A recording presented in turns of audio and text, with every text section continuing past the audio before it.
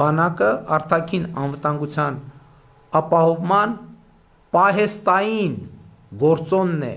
այն դեպքերի համար, երբ արտաքին անվտանգության ապահովման վերը թվարկված եւ դրանք կիրառելուն ուղղված դիվանագիտական միջոցները չեն գործել։ Մինչ խորհրդարանական ընտրություններում քաղաքացիական պայմանագրի հիմնական մրցակիցները երաշխավորված խաղաղության անհրաժեշտության մասին են խոսում ու պնդում, թե երաշխավորի դերում պետք է հանդես գան տարբեր երկրներ, իշխող կուսակցությունը նախընտրական ծրագրում որպես առանցքային նպատակ արձանագրում է սեփական միջավայրում առանց արտաքին աջակցության ապրելը։ Վարչապետ Նիկոլ Փաշինյանն այսօր ուղիղ եթերում ներկայացրեց իր թիմի ծրագիրը, որի առաջին դրույթը խաղաղության ու Ադրբեջանի հետ հարաբերություններին է վերաբերում։ Խաղաղության հետագա ինստիտուցիոնալացման առաջնային քայլերը հետևյալն են։ Առաջինը՝ սահմանազատման գործընթացի շարունակությունը։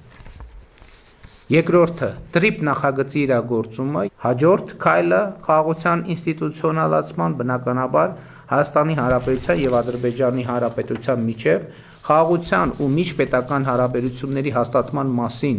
նախաստորագրված համաձայնագրի վերջնական ստորագրումն է, վավերացումը, դրանում նախատեսված քայլերի հետագա իրագործումը։ Մինչ Փաշինյանն Ադրբեջանի հետ առանց միջնորդի բանակցելու ու ուղիղ խոսակցության կարևորությունն է մատնանշում եւ Սամվել Կարապետյանի ուժեղ Հայաստանը եւ երկրորդ նախագահ Ռոբերտ Քոչարյանի Հայաստան դաշինքը եւ գործարար Գագիկ Ծառուկյանի Բարգավաճ Հայաստանը կարծում են, թե այս պահին Հայաստանը միայնակ իզորու չէ ապահովել Ադրբեջանի հետ խաղաղությունը։ Կրակոցների բացակայությունը դա խաղաղություն չի։ Առանց երաշխավորների խաղաղությունը դա խաղաղություն չի։ Դա հերթական թակարդն է, որի մեջ Հեյդարի որդին ու Նիկոլը ուզում են գցեն կրկին անգամ հայ ժողովրդին։ Երբ նախաստորագրվեց, այսպես ասենք, խաղաղության պայմանագիրը, որը իրավական ուժ ընդհանրապես չունի, մենք խոսում ենք երաշխավորված խաղաղության մասին։ Երաշխավորված նշանակում է միջազգային երաշխիքներ եւ երաշխավորող պետություններ։ Խաղաղությունը երաշխավորված պետք է լինի, ոչ թե զոր պայմանավորեցինք Ալիևի հետ խաղաղություն, ինչ խաղաղություն։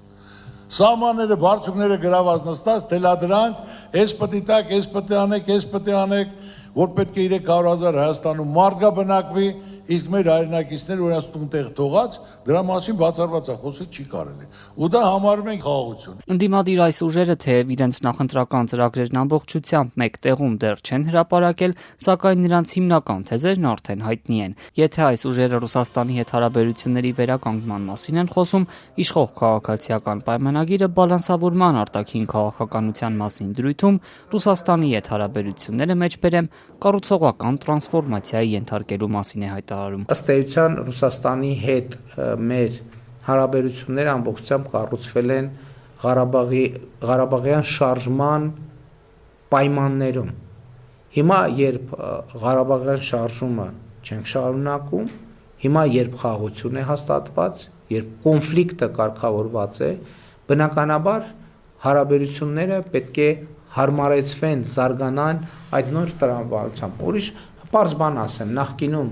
կոնֆլիկտի պայմաններում մենք Ռուսաստանի հետ երկաթուղային հաղորդակցություն երբեք չենք ունեցել։ Հիմա ունենք երկաթուղային հաղորդակցություն։ Մինչ ընդդիմությունը Ռուսաստանի կողմից տնտեսական հնարավոր ճնշումների վտանգի մասին է բարձրաձայնում, իսկ Կրեմլն էլ բարձր մակարդակով սպառնալից հայտարարություններ է անում, վարչապետ Փաշինյանը շարունակում է պնդել, թե ընդդիմադիրներն են փորձում հայ-ռուսական հարաբերություններում ճգնաժամ հրահրել։ Մենք նման բան թույլ չենք տալու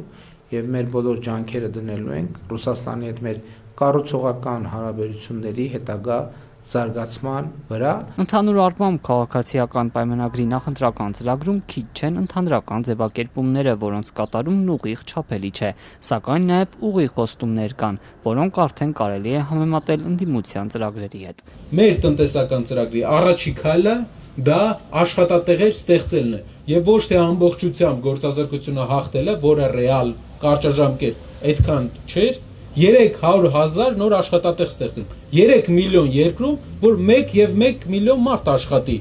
5 տարվա ընթացքում այդ ցուցանիշին հասնելը մեծ հնարավորություն կա հասնելու։ Սամվել Կարապետյանի առաջնորդած ուժեղ Հայաստանը 5 տարում 300,000 աշխատատեղի մասին է հայտարարում։ Երկրորդ նախագահ Քոչարյանի թիմը մի փոքր ավելի համեստ է գտնվել ու տարեկան 35,000-ից 45,000 աշխատատեղ խոստացել։ Այնքան ժամանակ մինչև գործազրկության մակարդակը կիջնի մինչև 5-6%, այսօրվա 14%-ի փոխարեն։ Սա իվիճակի ենք մենք անել։